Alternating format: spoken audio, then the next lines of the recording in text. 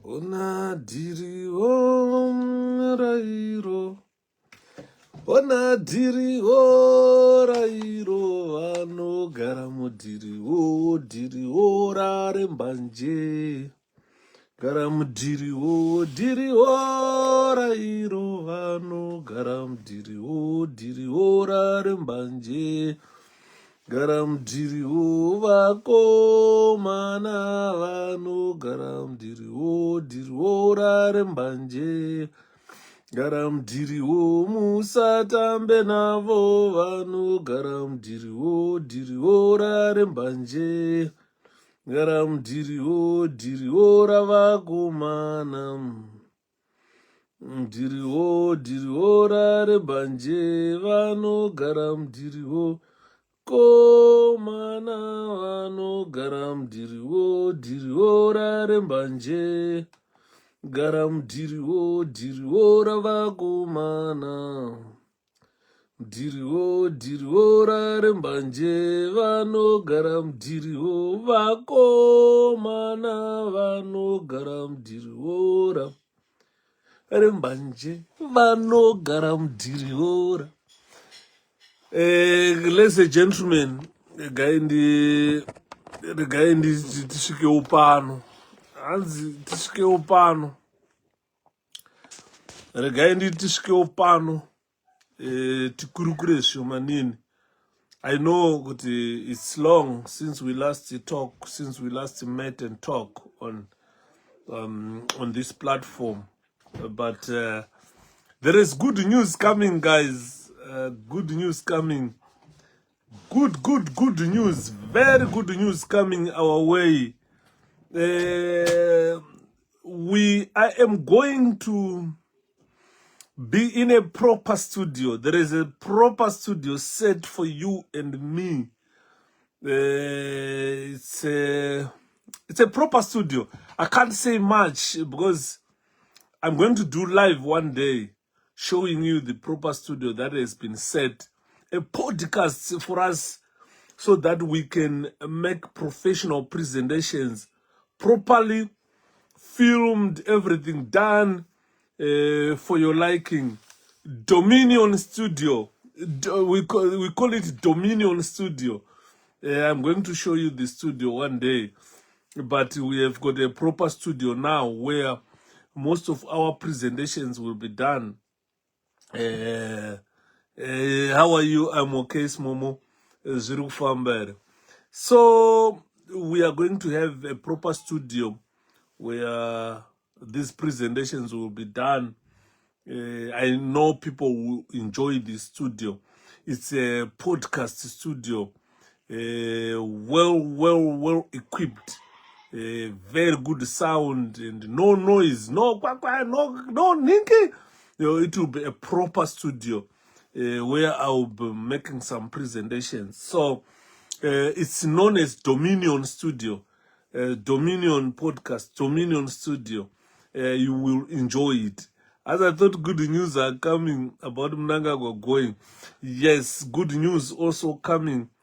First of all, we need to know where we are going to talk about Mnangagwa, to talk about different issues, different things.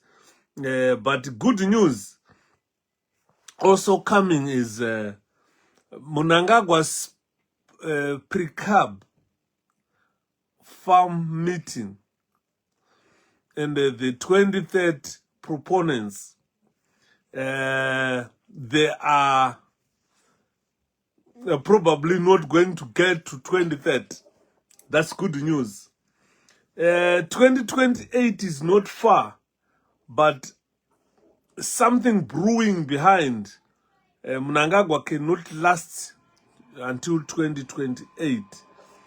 But I'm mashoko angu. Anzene ndiri mukuru anditaure zvekunyepa, ndiri mukuru panyika anditaure zvemakuwa. This year tomboti rafamba, but 2026 I don't see Mnangagwa going beyond 2026. Mark my words. But I papa. Ndiri mukuru mukuru handitaure zvekunyepa, ndiri mukuru panyika handitaure zvemakuva. So it will be very good news for Zimbabweans, because I was talking to Zimbabweans. Why are we allowing the situation we find ourselves in, not challenging this situation? as if in Saturday is too far with the Mnangagwa. Yes. People are saying maybe because of fear, this is why people are failing to challenge the status quo of Emmerson Mnangagwa. Emmerson Mnangagwa has made it clear that he does not want to extend his term of office. He does not want to be president for life. He wants his 2 terms and go. And we all know how Mnangagwa got his 2 terms. Results produced by the Zimbabwe National Army indicated that Nelson Chamisa got 59% of the vote, which could not be tallied by the Chimai Chachia and Givers. So the winner of 2023 elections is Nelson Chamisa, and the Zimbabwe National Army, who have got the results, they have confirmed that Chamisa won 59% of 2023 votes against Mnangagwa's about 30-something%. Mnangagwa is not a popular leader in our country, but fear has held us back not to claim what is ours. People are so scared. People fear. So fear has held us back not to claim what is ours. What do we fear most? A very good example is when I was in the prison services. When I joined the Zimbabwe Prison Services as a prison officer, I did not know where I'm going, what I'm going to do, until I received training. When I received training, I went to work at a prison. Guess what? We met senior prison officers there who taught us how to look after prisoners, who taught us how the prison is run. They were telling us that wafana chibasa chine mafuta ichi. To the extent that we were so scared, we feared to leave the job. I'm telling you, if you talk to a prison officer of our time, he will tell you, we had a fear to say ndikasiya basa chibasa chine mafuta ichi, ndikachisiya ndichanorarama sei, ndichanotangira papi. You understand? We've forgotten that where we came from is where we go.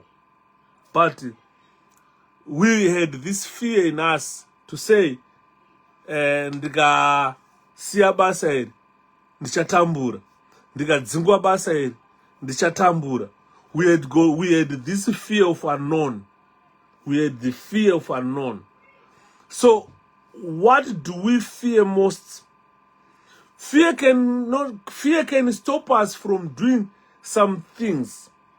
Fear can stop you from leaving your job. Fear can stop you from confronting misgovernance in our country.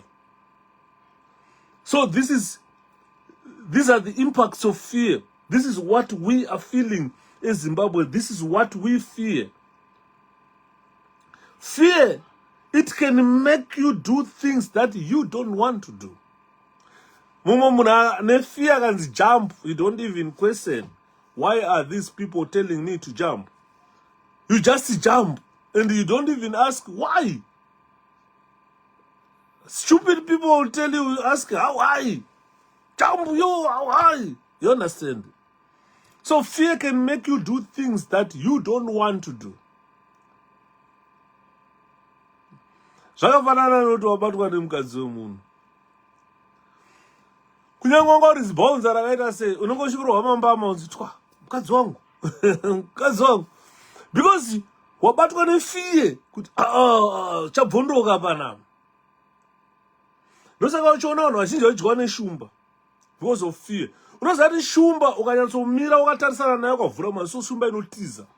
Shumba ide munhu ari courageous.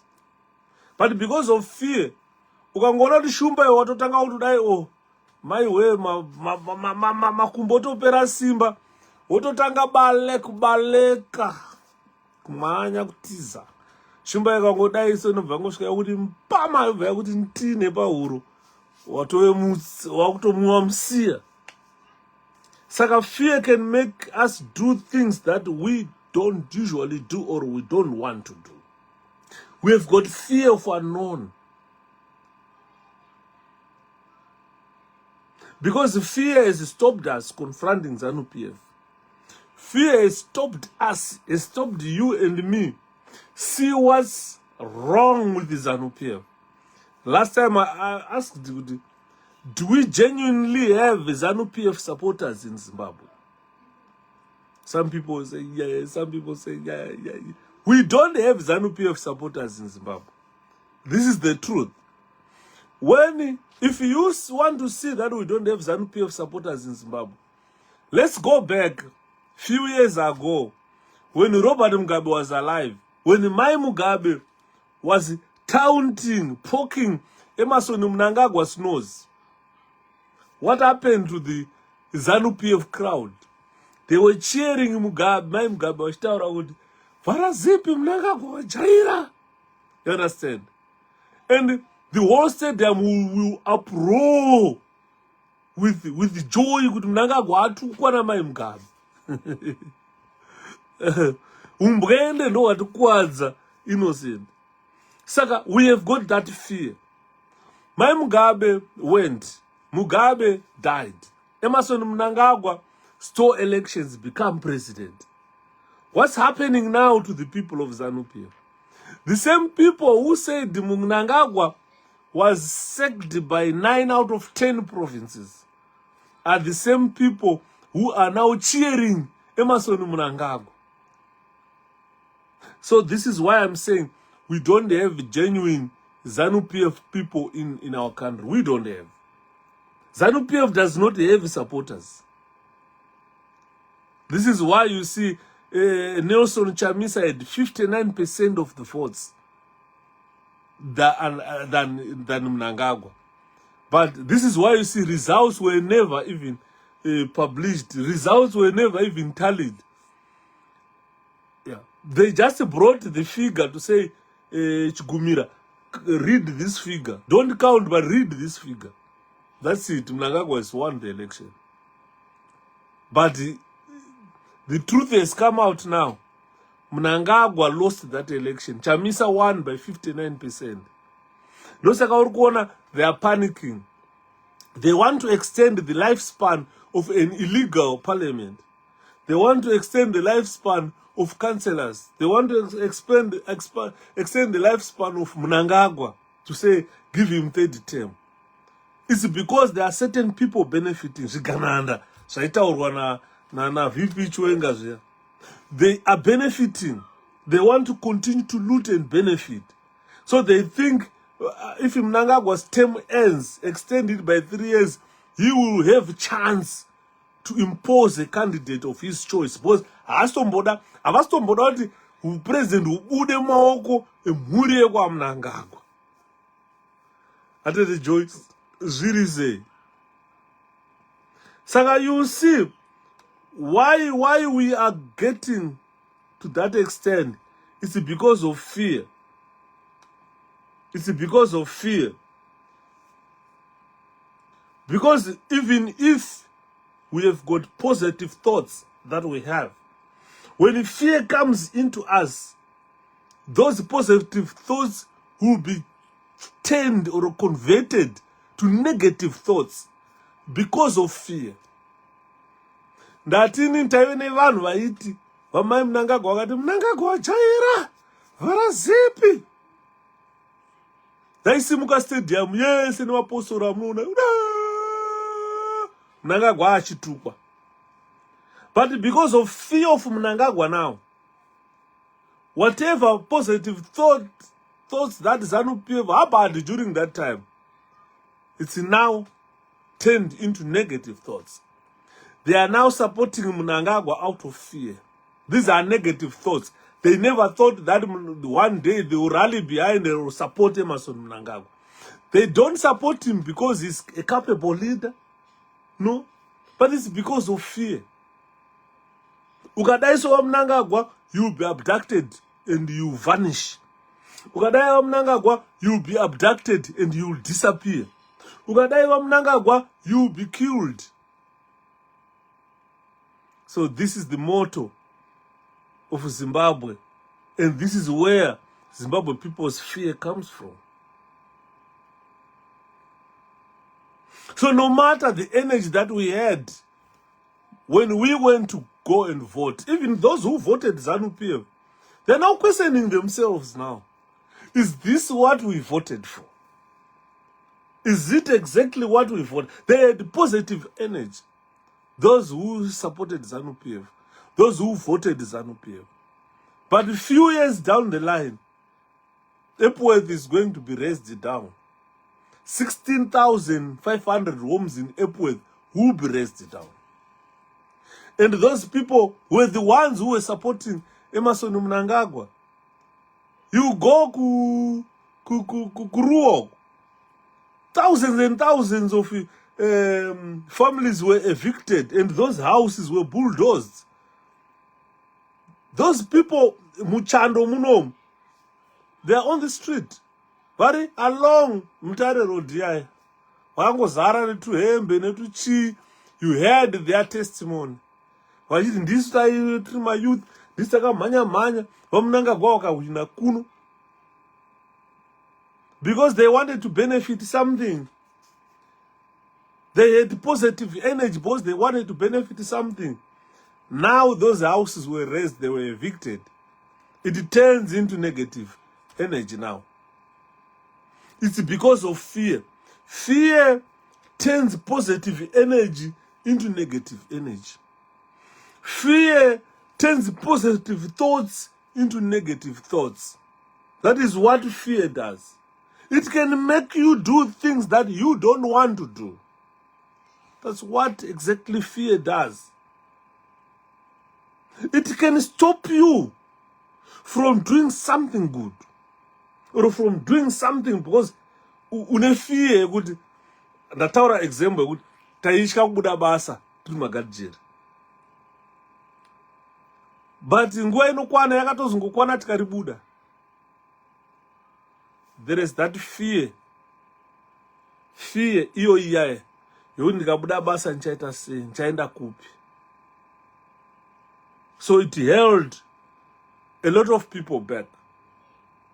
It held Zimbabwe as a country back. It held Zimbabweans as people, as population of a country back. We can't move where we are because of fear. And anyway,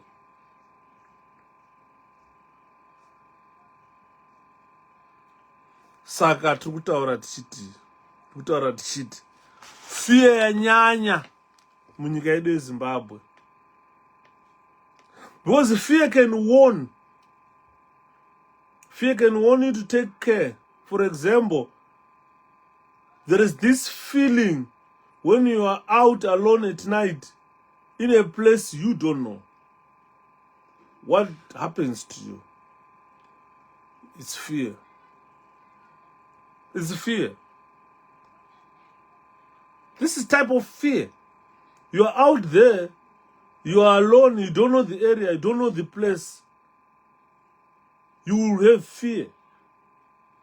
And your fears are known. You're not going to find out, you're going to furwa, you're going to birwa, you're going to rowa, you're going to pondwa.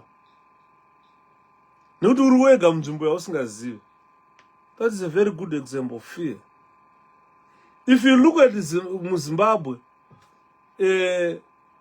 maybe people they've got fear of removing ZANU-PF.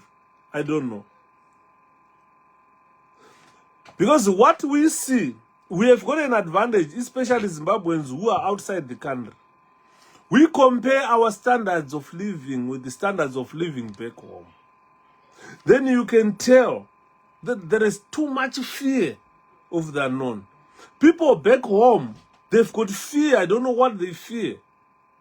We tell them, the standards of living that you are in are below expected standards of a human being. But they fear, they still have fear. Vanenge vachitoti dzoka iwewe kunokumba uya ugadzire uya uite zvinake. Hanze kwepethi ndo vari kupiwa ma-electric title deeds ma1 pakaipa Ngoma John. Saka that fear we have. You tell vanhu vari kuumba kuZimbabwe, this is not normal life. Unonzwa maita kuti dzoka iwewe uye ugadzirise zvinhu zvacho. Saka uda ndidzokeni ndiende kugadzisire zvinhu zviri abnormal. Iwewe muridzi wacho uri kugara ma-abnormal things. Can you open your eyes and see that this is abnormal? You can't live like this. This is not normal life. Vanhu vari kuumba havazvioni. Because they've got fear. You can't say what I'm saying right now in Zimbabwe. You disappear. You vanish. Tinoona wakawanda wakadisappear kuZimbabwe for raising a placard kuti Mugabe is failed, step down. Munhu anotodisappear, andofa, kutourawa munhu kuenda. Kushayika pasi rese, kushayika munyika. Kuita kuti 3-5 years vanotsvagai munhu hasi kuwanika. Saka that fear yokuti kana ndadaro ndikataura ndodisappear zvakaita itaidzamara. It has held Zimbabweans back. People can't say the truth. People can't talk. Andimona. No fear munonzwa inzi munhu kana akagara unonzwa kuti kuZimbabwe waiti kana wabatwa nefear unonzwa nemudumbu mako muchitanga kutaura imwe language. Mudumbu motaura imwe language kama yefear. That's fear. Fear can make your stomach rumble. Can be the niggles in your stomach before the interview. Usati waenda kana pane interview kana pachi unotanga kunzwa kuti unoona uri pasha fear. Fear yakaipa. Saka muri kuona kuti fear itself can make you physically sick. It can make a country physically sick. Fear can hasten poverty. Our country is suffering. People are suffering back home because of fear. Apana zviri kuitwa nevanhu vedu kumusha uku chekuti kanotaura kuti vanhu vangabudirire. Because fear is negotiating you out of courage to confront Zanu. Fear can talk you out of things. Unoona mumwe munhu andachitaura panapa. Ngatite zvakatokumana nyika inake. Pane ka negative talk anongoya mumunhu so. That negative talk comes out of fear. And I'm known up a Facebook page pango. Anything that I post, read comments from Wana Ponela, William Ponela. You can tell he is not himself. He's commenting out of fear. Ndakamubvunza musuno Ponela ndikati tine mataiga ere muZimbabwe. Zvikanzi fear chinhu chakaipawo man. Ona murume mukuru anda muranda because of fear. Kuita muranda, unoita muranda. Kupfugamira vamwe varume so, kunamata vamwe varume because of fear. Andimuona. And the fear, when you reflect, looking at fear, unoona kuti unzwa mumwe munhu aita anzi I'm not good enough. I don't have enough experience. What is that? Hawakona enough experience ndiani? Because you've got that fear of lacking experience. You've got that fear of not being good enough. Whilst you are good. Fear, yakaita kuti hama dzedu dzimwe dzisaroora. Hama dzedu chadzisaroorwa dzimwe. Nenyaya yefear. Ndaine mweshamwari yangu so. Hapana vana hapana vanhu vakuru. Regai titaure chokwadi. Iye arikutozviziva shamwari yangu wandiri kutaura. Takati tichikura tiri vadiki taitamba bhora rechipepa. Taitamba tese bhora rechipepa. Taibva kumba takapfeka mapende edu takapfeka vamwe tatisirana nemapenda acho, takangopfeka mabhurukwa aya tichienda kunotamba chipepa. Taitamba chibhora kunonzi kuchizen'e kuchipepa. Saka nekudaro takakura tichitamba chipepa kusvika taita graduate into playing football kustadium. Shamwari yangu aiti tikaenda kunogeza aidzvadikira makumbo ake so nokuti kuyoendawo aive nefiye yaiona kana tikanobhaguja anga asingada kuti vanhu vaone zvaari. Saka takasvika pakukura achingodaro ane fiye iyoyo. Tikaenda kunotamba bhora aiuya akapfeka shoti mukati, kutopinda muground aipinda ane 2 mabhurugwa, atadza kubvisa ane pendi oti shoti oti tib uniform yebhora, anenge ane 3 zvinhu zvaanenge akapfeka ane fiye. Chaindishamisa ndaiti ko bhuru wangu uyu asi ngongoni si asina kana musikana, anga asina kana musikana kukura kwake kwese kana akazoti mwe musi manje takaenda kutamba bhora rechikoro, takudzoka manje apa ndandeka musikana kangu manje takagara mubhazi. Unoziva kuti kudhara vakomana vaitamba bhora maiti kana muchienda kubhora kana une musikana wako asingaparticipate in sport pachikoro waitokumbira maticha kuti kana musikana wangu asingaenda handiende ndosara. Ticha kuzoti saka ndingari kuenda anenge akuzotibatsira zvakati kupa mazowe nekupa nekucheka chingwa nekuisa obva anziwe handei. Pakudzoka tatamba bhora tapedza tamubhazi takudzokera kumba, unenge wakagara nekachimoko kako. Shamwari yangu inini aifarira kugara natete vangu vamwe wainzi Jessica so, asi akanga isiri girlfriend yake. Saka ndakazoenda kuna tete Jessica ndikati naya tete, anga ari tete vangu chainzi Jessica vakazoshaika, vainzi Jessica Govea. Tete vangu vakazoshaika, tete vangu yainzi Jessica. Saka ndakazoenda pavari mwe musi mubhazi ndikati nai tete, asi ndimi chimoko chechi chemufesi wangu. Tete wangu ndobva waputika kuseka zvikanzi aiwawo pane zviripo here pana bhururu wako. Kati zvikanzi vasikana chaivo vanomuda anoramba anonyengwa bhururu wako nevasikana havadi. Indonozongouya kuzogara naye nguta ngomufadzawo semunhu ambofarawo zvake, but kana kutondinyenga chaiko haana, anotya vakadzi zvisingaiti. Saka ndakazoti makambotaura naye here problem yake.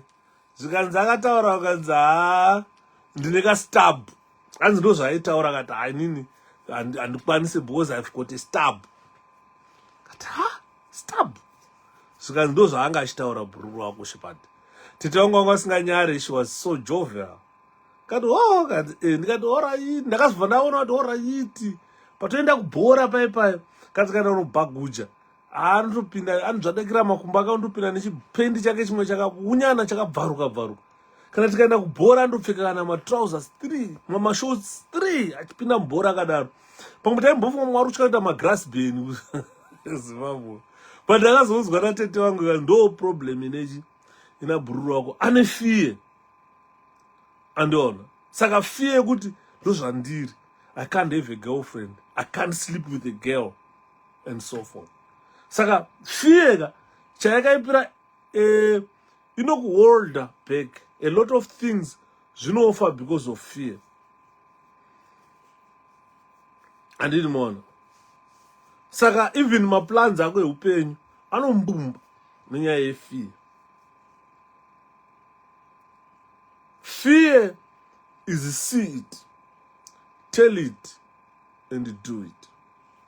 Saka ukada kuona kuti how do we overcome fear?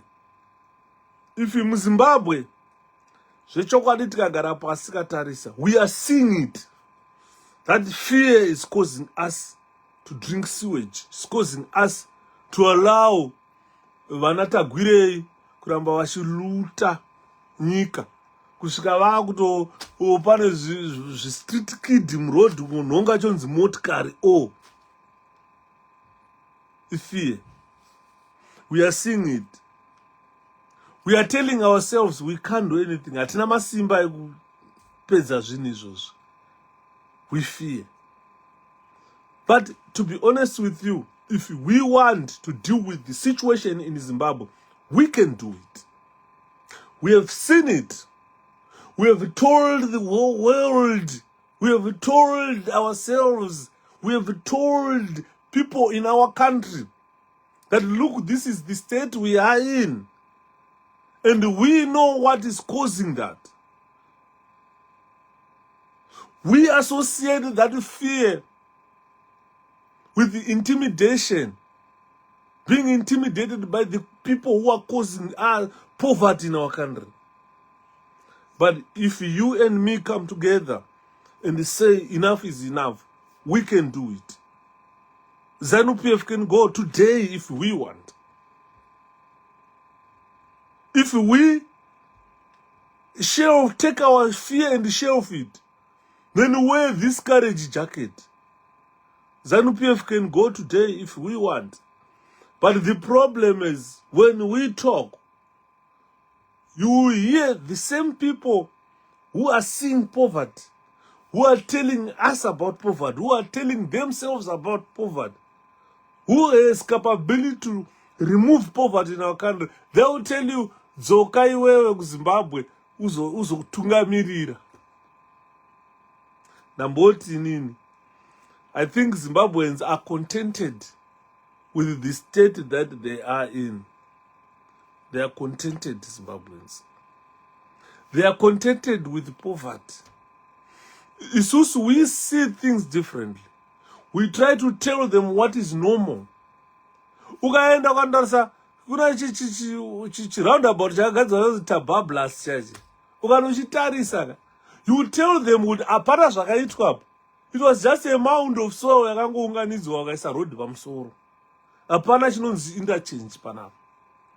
Ukada kuvaratidza what is modern, what is being done nedzimwe nyika, kana zvakaitwa 30 years ago zviitwa nga zvakaitwa nhasi, they will tell you that chedu chakanaka ichi. It's because they've got fear to confront the truth.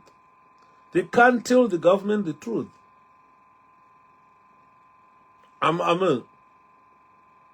So we have seen the situation in our country. We have seen exactly where things went wrong in our country. We have told stories to ourselves, told stories to the whole world, told stories to those in that country, so that they can see where the poverty came from, what is happening around them, what is happening in our country. We have said it loud and clear. Those who need to hear us, they've listened to us, talking about corruption, condemning everything. I've told myself that, look, I can do it. I expect every Zimbabwean to say, yes, I can do it. So we stand up together. So we stand up together. Whether you are in Zimbabwe or outside Zimbabwe, the country still belongs to us. It is our country. It is Emmerson Mnangagwa's country as well.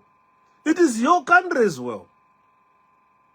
So why is it other people varikudya vachiguta necorruption, iwo uchisafa uchifane nzara munyika yako yakuita kunge nyika yavo, ukataura you've got this fear kuti I will vanish, I will be abducted, I will be killed. That is Zimbabwe for you. But if you ask them, kuti nyika yani, hanzi nyika yedu maZimbabweans. maZimbabweans ndanani? Some people, we are not regarded as Zimbabweans. There are people who are not our Zimbabweans. Because we have got fear to confront the status quo in our country. Atichaoni chakanaka nechakaipa muZimbabwe. Vanhu vakungoact as though nothing happened in the country. We are acting as though no corruption is taking place in our country. We are acting as though we are drinking purified water in our country. We're acting as though we have got schools operating, police working properly, anti-corruption and everything. All the ministries in our country. Toto Tai, how are you? Andil Mona.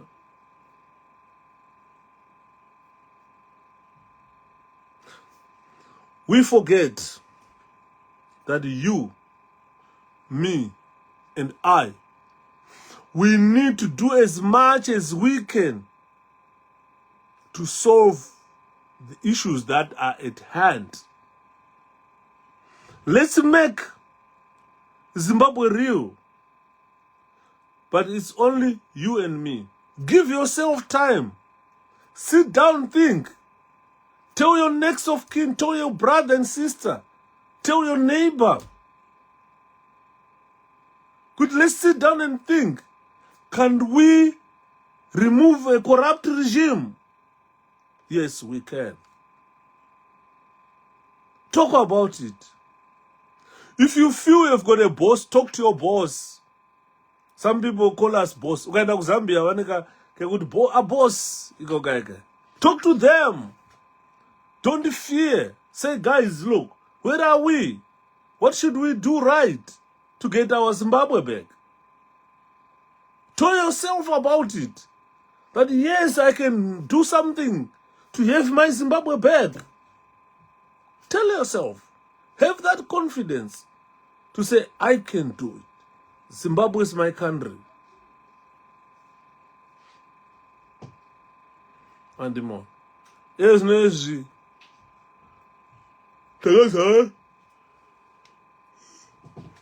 Takazara nyika dzemabhunu nenyaya yefear.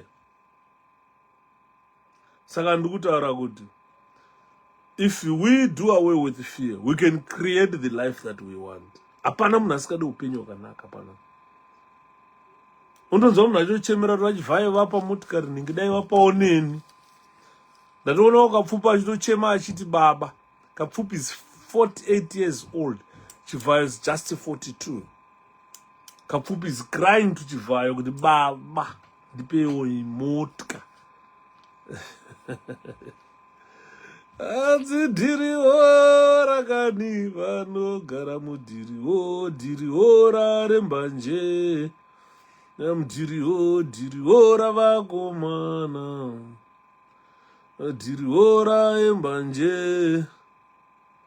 So, we have got loads of things.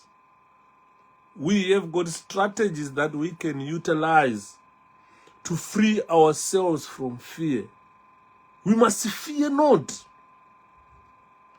Ndakazonzwa mupana akutaura kuti fear no fokoro. Ndakadhiniwa baba. And let's unzip ourselves out of the world of fear. You and me, we are engulfed in the world of fear. Let's unzip ourselves.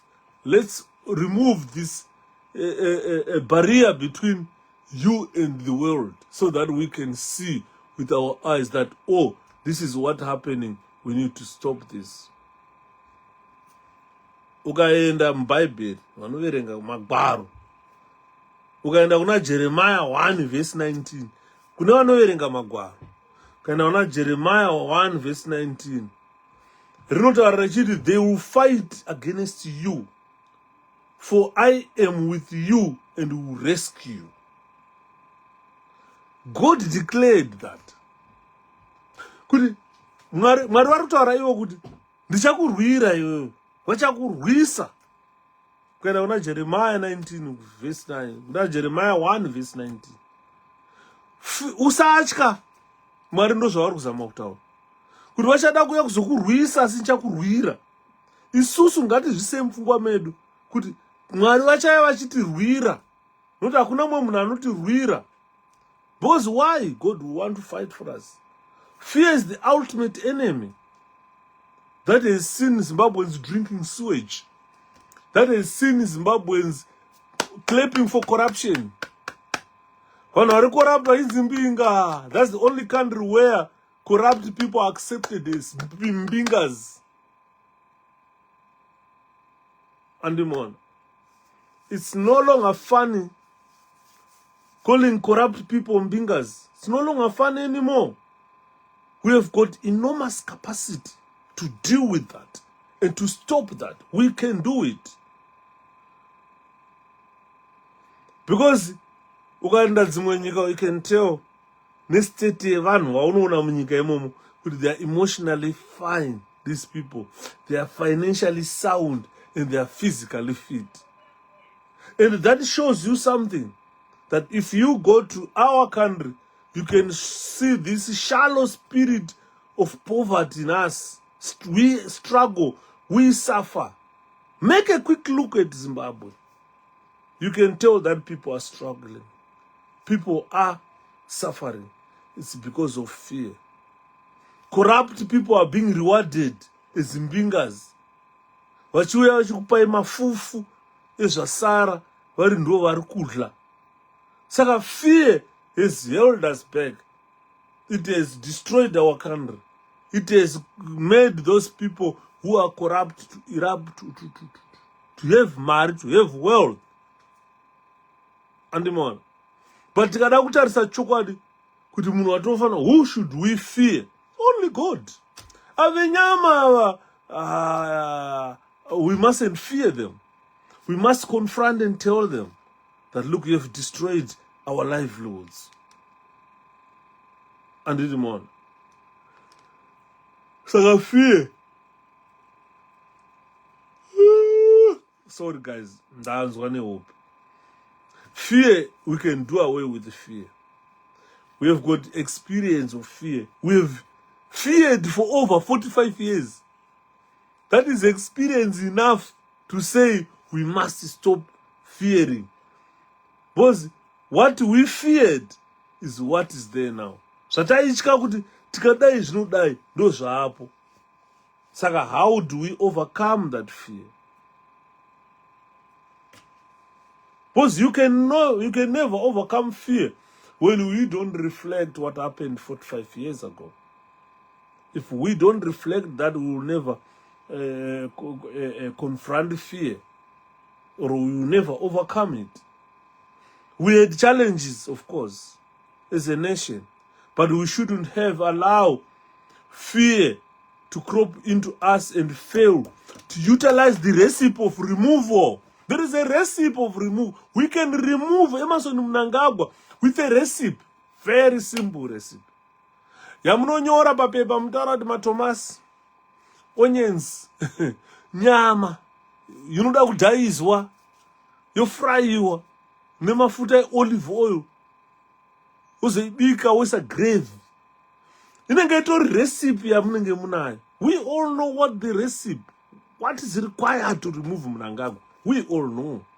Apana munhu pana bagogwata ukuthi tikataura kuti atizive kuti recipe yekubvisa Mnangagwa yakamira sei. Takaibikirwa recipe neZANU-PF pa 2017 Mugabe akabva. You have got the recipe. But because of fear, hakuna kwatiri kuenda. Everyone is scared. Everyone is scared. Mnangagwa akatotoona akufunga iye is a kongara, because he has instilled this too much fear into us, to the extent that we have even lost intimacy with the world. We are being sodomized by poverty. We are being sodomized by hunger. And this intimacy with good life, we've lost it. We can no longer enjoy humanhood. Tine hunhu watakazvarwa nawo watinofanirwa kukura tichienjoya. Just being born in this world, you must be enjoying that. Adidimon. Saka, those rights, we can't enjoy them because of fear. We can't overcome fear.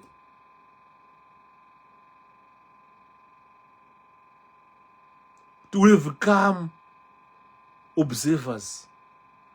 Chedu susu ungesitiri diaspora na yuda kungoenda pa internet comment watoswera waakupopota. Comment. That's not enough. We need to get into people, talk with people, find a solution and a way to remove Emmerson Mnangagwa and ZANU-PF. Chete ndo zvaakudiwa.